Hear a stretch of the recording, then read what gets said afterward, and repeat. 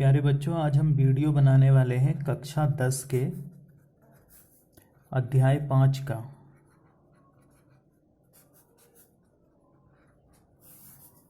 जिसका नाम है समांतर श्रेणियां।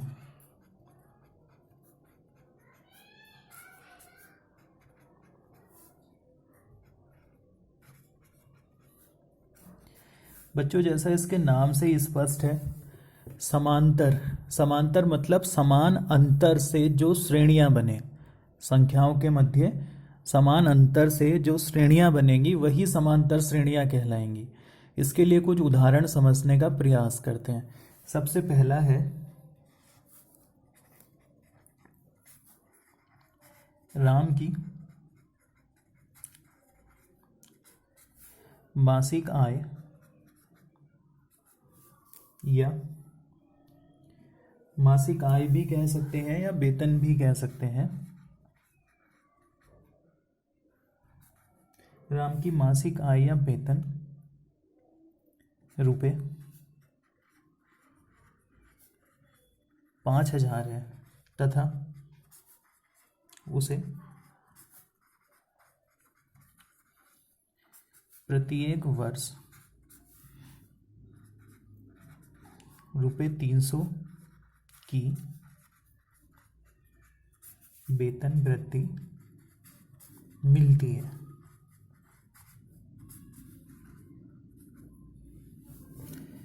तब उसके 5 लगातार वर्षों का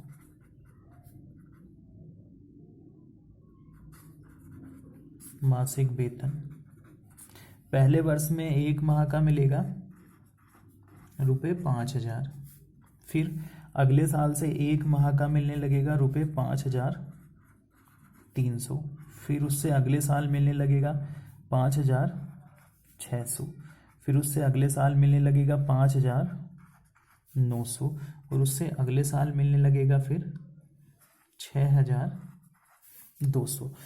तो उसका जो प्रत्येक वर्ष मासिक वेतन बनेगा, मतलब 1 माह का, वो प्रत्येक माह कितना बनेगा? पहले माह में 500 बनेगा, फिर 5,300 बनेगा, फिर 5,600 बनेगा, 5,900 बनेगा, फिर 6,200 बनेगा। ऐसे ही आगे वो चलेगा। छठे वर्ष में उसका मासिक वेतन जो बनने लगेगा वो 6,500 बनने लगेगा। तो हम यहाँ देखेंगे बच्चों, इसके जो वेतन में अंतर है ना, वो समान है। और कितना है वो?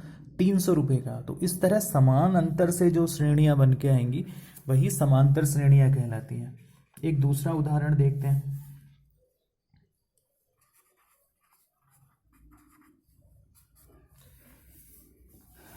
केशव अपने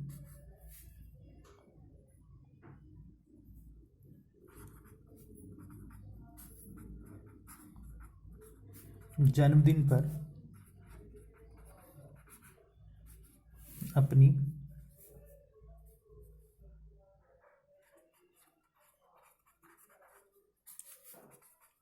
गुल्लक में 200 रुपये डालता है तथा वह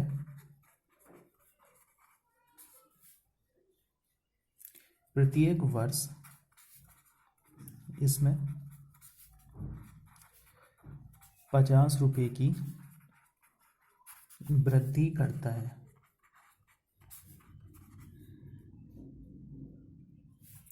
तब उसके द्वारा पहले, दूसरे, तीसरे ... 10वें जन्मदिन पर गुल्लक में डाली गई धनराशि क्रमशः देखो दूसरा उदाहरण हमने लिखा है कि केशव अपने जन्मदिन पर अपनी गुल्लक में 200 रुपये डालता है, मतलब पहला जन्मदिन हुआ 200 रुपये डाल दिए, फिर वो हर वर्ष प्रत्येक वर्ष उसमें 50 रुपये की वृद्धि करता है। तो दूसरे साल का जब होगा तो वो 200 में 50 बढ़ा लेगा, 250 डालेगा, तीसरे साल फिर 300 डालेगा, चौथे साल फिर 350 डालेगा। इसी तरह से हम 10वें साल तक के उसकी डाली गई धनराशि को देखते हैं। तो पहले जन्मदिन पे डालेगा वो 200, फिर 250, फिर 300, फिर 350 डालेगा, फिर उससे अगले साल फिर 50 बढ़ाएगा तो 400 डालेगा, फिर उससे अगले साल 450 डालेगा, फिर उससे अगले साल 500 रुपये डालेगा, फिर उससे अगले साल 550 डालेगा, फिर उससे अगले साल 600 डालेगा। इसी तरह से वो 50-50 रुपये उसमें बढ़ाता रहेगा। 1 2 3 4 5 6 7 8 9, और जो 10वां साल होगा तो फिर उसमें डालेगा वो रुपये 650। इस तरह से तो हम यहाँ देखेंगे जो श्रेणी बन के आई है पैसों की, उसमें प्रत्येक में 50 का अंतर है। कहीं भी तुम घटा लो, यहाँ घटाओ तब भी 50, यहाँ घटाओ तब भी, यहाँ तब भी, जहाँ भी घटाओगे तो वहाँ 50 का होगा। तो ये जो समान अंतर से बनी हुई श्रेणियाँ आ रही हैं बच्चों, इन्हीं को हम कहते हैं समांतर श्रेणियाँ। अब बात करते हैं समांतर श्रेणी की परिभाषा की। तो समांतर श्रेणी की परिभाषा क्या बनेगी? समांतर श्रेणी। तो बच्चों एक समांतर श्रेणी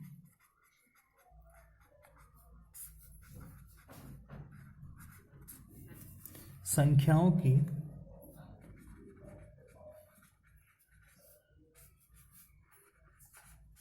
एक ऐसी सूची है जिसमें प्रत्येक पद पहले पद के अतिरिक्त, पहला तो शुरू से स्टार्ट होगा, यहां लिख देते हैं पहले पद के अतिरिक्त, जिसमें प्रत्येक पद अपने पद में एक निश्चित संख्या को जोड़ने अथवा घटाने पर प्राप्त होता है।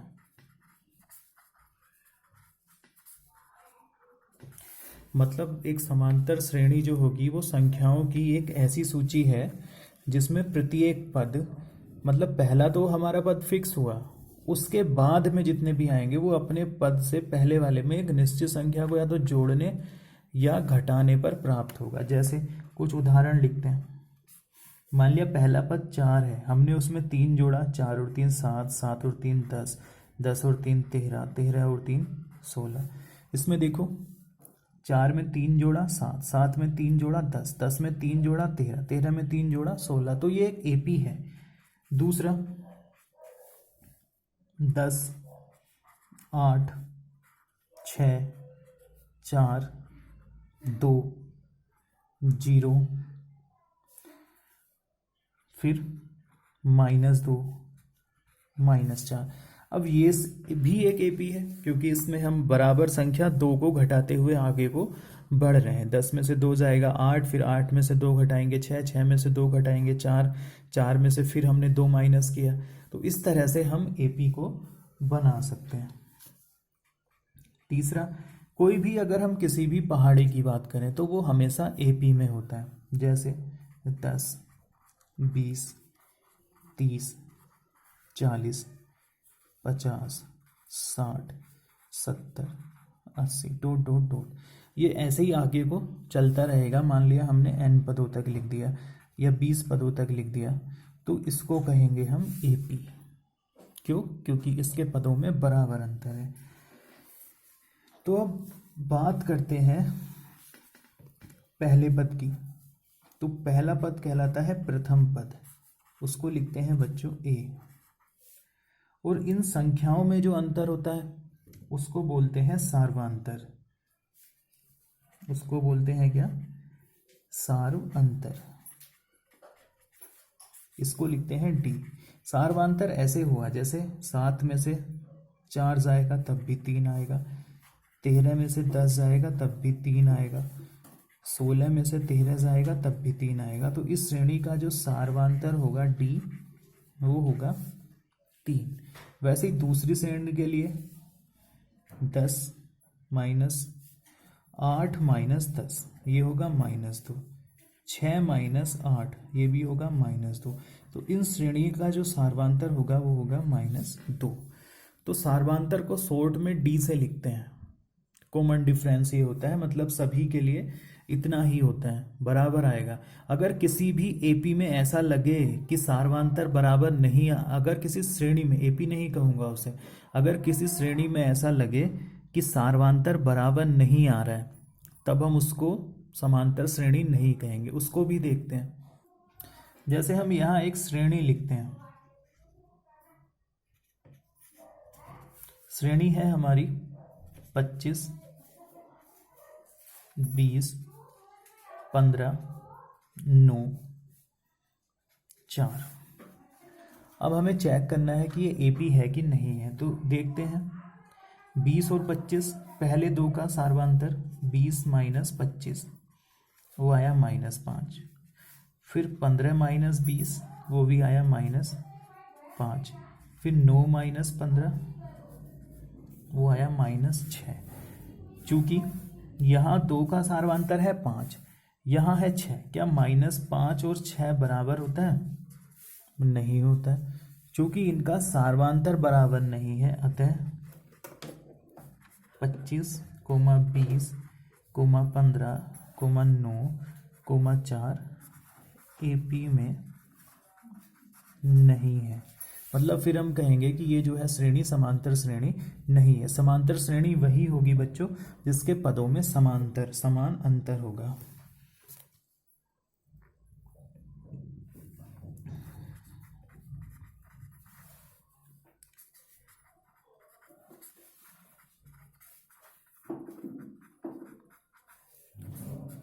व्यापक रूप में समांतर श्रेणी। बच्चों यदि किसी समांतर श्रेणी का प्रथम पद ए और सार्वांतर डी हो, कोई हम एक समांतर श्रेणी लेते हैं, कोई भी एक समांतर श्रेणी माना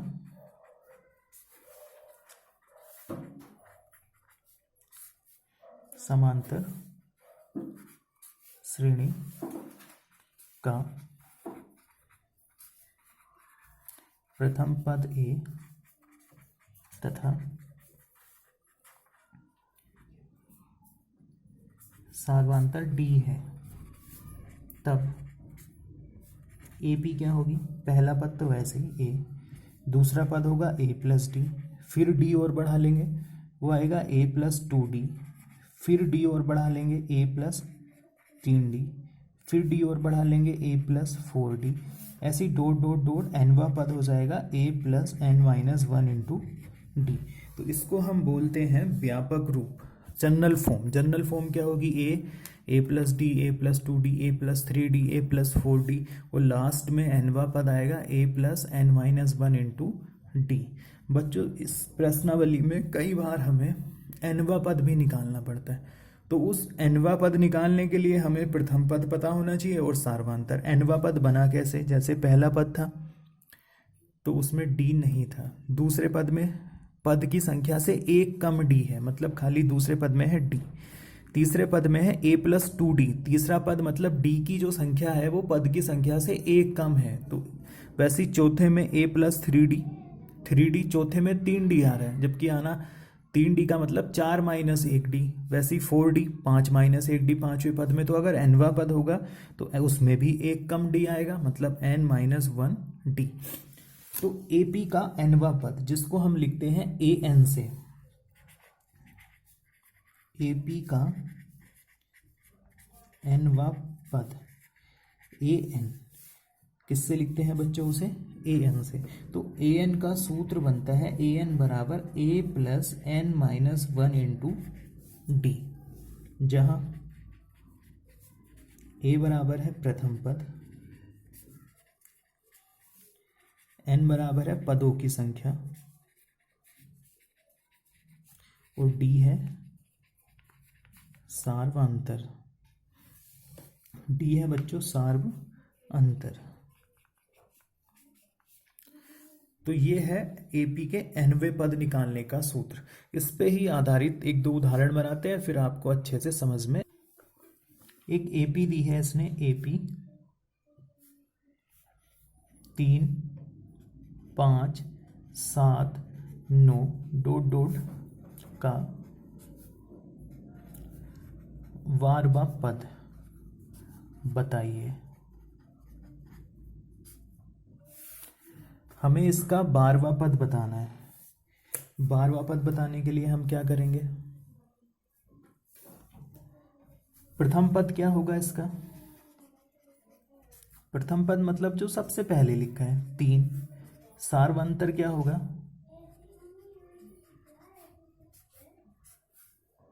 वो होगा 5 माइनस 3 बराबर 2। चाहे 7 माइनस 5 लिख लो वो भी 2 आएगा, चाहे 9 माइनस 7 लिख लो वो भी 2 आएगा। अब एपी का nवां पद, उसको लिखते हैं हम ए एन। उसका सूत्र होता है a plus n minus one into d. तो ए 12वां पद निकालना है तो यहाँ लिख लेंगे छोटा सा 12। ए 12 बराबर प्रथम पद हो गया 3 प्लस 12 माइनस 1 और डी का मान हो गया 2। तो 3 प्लस 11 गुणा 2, 11 दूनी 22, 22 और 3 25। ये हो गया इसका आंसर। मतलब ये जो एपी है इसका 12वां पद 25 आएगा। इस तरह से हम इन प्रश्नों को बनाते हैं।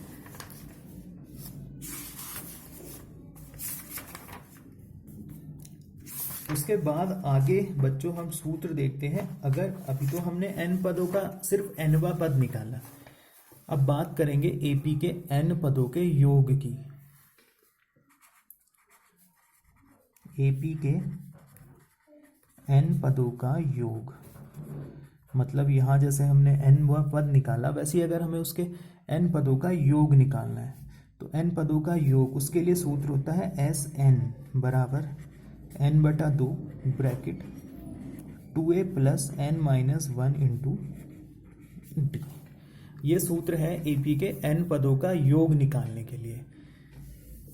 तो इसमें सब कुछ स्पष्ट है। n है पदों की संख्या, a पहले जैसा ही है प्रथम पद, d सार्वंतर है। एक सूत्र तो ये है बच्चों। एक सूत्र और लगाते हैं जब हमें nवां पद भी पता हो, या ऐसे भी होता है एस एन बराबर n/2। इसको लिख लो a plus n minus 1 into d. तो n/2 ये क्या हो गया? ए एन हो गया। ए एन nवां पद a plus n minus 1 into d, तो ये बनेगा a प्लस ए एन। तो ये दो सूत्र हैं।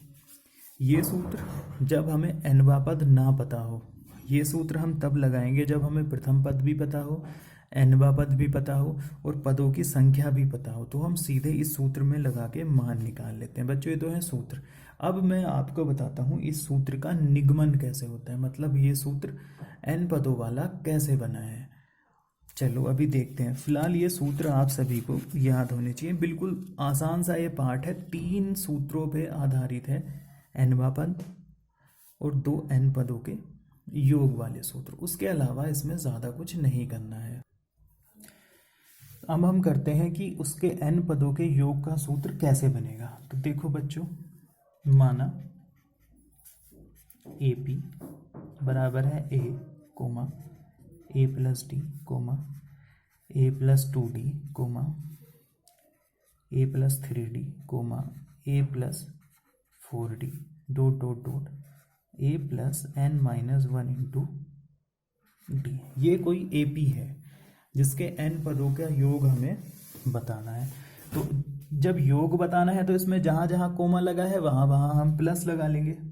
तो s बराबर हो गया a plus d plus A plus 2d plus A plus 3d dot dot dot A plus n minus 1 into D. इसको लिख लेते हैं बच्चों समीकरण नंबर 1। अभी तो हमने इसको सीधे क्रम में लिखा है, अगली लाइन में मैं इसको उल्टे क्रम में लिख लूंगा। s बराबर a plus n minus 1 into d, ये लगा दिया इस पे बड़ा ब्रैकेट, फिर डॉट डॉट डॉट लास्ट, फिर हम लिखेंगे a plus n minus 2 into d. ऐसी डॉट डॉट जाके लास्ट में आएगा ये ए प्लस डी और प्लस ए। इसको लिखते हैं बच्चों समीकरण नंबर 2। अब हम समीकरण 1 और समीकरण 2 को जोड़ लेते हैं। जब बच्चों हम इसको जोड़ेंगे तो पहले पद को पहले पद के साथ, दूसरे पद को दूसरे पद के साथ, तीसरे पद को तीसरे पद के साथ, वैसे ही अंतिम पद को अंतिम पद के साथ। चूंकि n पदों तक है तो जब हम जोड़ेंगे तो ये n ही बार आएंगे। देखो मैं थोड़ा पहले यहाँ रफ काम आपको करके दिखा देता हूँ। यहाँ इतनी मैंने लाइन खींच दी और यहाँ लिख दिया रफ कार्य, ताकि कंफ्यूजन ना रहे। जैसे मान लो मैं पहले और पहले पद को जोड़ूं, इसका पहला पद है a और दूसरे का है a plus n minus 1 into d, तो ये बन जाएगा 2a plus n minus 1 into D. वैसे ही दूसरे दूसरे को जोड़ें तो दूसरा दूसरा क्या है a प्लस डी और plus a plus n minus 2 into D. अब इसको हल करके देखते हैं कि इन दोनों को जोड़ के आखिर आएगा क्या। तो a plus d plus a plus n d minus 2d। a और a तो हो गया 2a, ये प्लस का d है, ये माइनस का d है, तो ये बचेगा एन डी और माइनस d। यहाँ से हम 2a प्लस d कॉमन लेंगे तो n माइनस 1 इंटू डी। मतलब पहले पद को जोड़ के भी 2a plus n minus 1 into d आ रहा है, दूसरे पदों को जोड़ के भी 2a plus n minus 1 into d आ रहा है। अगर हम तीसरे तीसरे को जोड़ेंगे तो तब भी यही आएगा, फिर आखिरी वाले को जोड़ेंगे तो तब भी यही आएगा। ये रफ कार्य मैंने इसीलिए किया था। अब यहाँ लिखते हैं समीकरण 1 व 2 को पदों के अनुसार जोड़ने पर, तो s और s जोड़ के हो जाएगा बच्चों 2s। अब जब हम इसके पहले पद और इसके पहले पद को जोड़ेंगे तो वो बनेगा 2a plus n minus 1 into D और प्लस दूसरे दूसरे को जब हमने जोड़ा तब भी क्या आया 2a plus n minus 1 into D. फिर तीसरे तीसरे को जोड़ेंगे तब भी आएगा 2a plus n minus 1 into D. ऐसे ही डॉट डॉट डॉट जब हम आखिरी को जोड़ेंगे तो वो भी क्या आएगा 2a plus n minus 1 into D. कुल मिला के ये जो 2a plus n minus 1 into D आएगा, आगे को भी हम चलते रहेंगे तो ये आएगा n बार या n पदों तक। अब हमें क्या करना है, ये 1 2 3 4, जब n तक है तो n हो जाएगा, तो 2s बराबर हो गया n into 2a plus n minus 1 into D. चूंकि n पदों तक आया है तो हमने n को लिख लिया। 2 बार आएगा तो 2 लिख लेंगे आगे, 3 बार आएगा तो 3 लिख लेंगे, 4 बार आएगा तो 4 लिख लेंगे। चूंकि n बार आया है तो हमने n लिख दिया। कितनी बार आया है ये बच्चों, n बार। ये यहाँ डॉट डॉट की जगह सीधे भी लिख देंगे हम, ये n बार आया है तो ये s आ जाएगा इधर। तो s बराबर हो गया फिर n बटे 2 2a plus n minus 1 into D. यही वो सूत्र है जिससे हम n पदों का योग निकालेंगे। तो इस तरह से हमने आपको बताया कि ये n पदों के योग वाला सूत्र किस प्रकार बन के आया है। बच्चों इस प्रश्नावली में अभी तो आप इस पाठ में इतना ही समझोगे, कल से हम फिर इसके प्रश्नावली वाइज वीडियो बनाना स्टार्ट करेंगे। अभी एक बच्चों प्रथम n धन पूर्णांक, प्रथम n धन पूर्णांक, जैसे 1 2 3 4 5 6 डॉट डॉट डॉट, इस तरह के अगर हमारे पास में धन पूर्णांक है और मान लो लास्ट में आ गया 2000, इनका योग हमें बताना है तो ये एपी जैसा ही, तो एपी का सूत्र भी लगा सकते हैं। एपी का सूत्र क्या है, एस एन बराबर n/2 2a + n-1 into D. सीधी सीधी बात है, 2000 पद है इसमें, तो हम उससे निकाल लेंगे। या प्रथम n धन पूर्णांकों का योग निकालने के लिए एक सूत्र होता है, एस एन बराबर n into n+1/2, n into n+1/2। तो हम प्रथम n धन पूर्णांकों का योग इस सूत्र से निकालते हैं। प्रथम n धन पूर्णांकों का योग, अगर हमें 10 पूर्णांकों का योग निकालना है तो यहाँ 10 लिख लेंगे, 10 और 10, चलो कर देते हैं। प्रथम 10 धन पूर्णांकों का योग, तो S10 बराबर 10, 10 + 1/2, 2 से 10 कट गया 5 बार, तो हो गया 5 × 11, 11 पंजे 55। तो प्रथम n पूर्णांकों के योग के लिए सूत्र होगा Sn बराबर n इंटू n+1/2। 10 पदों का योग हमने यहाँ निकाल के दिखाया। बच्चों आज के वीडियो में इतना ही।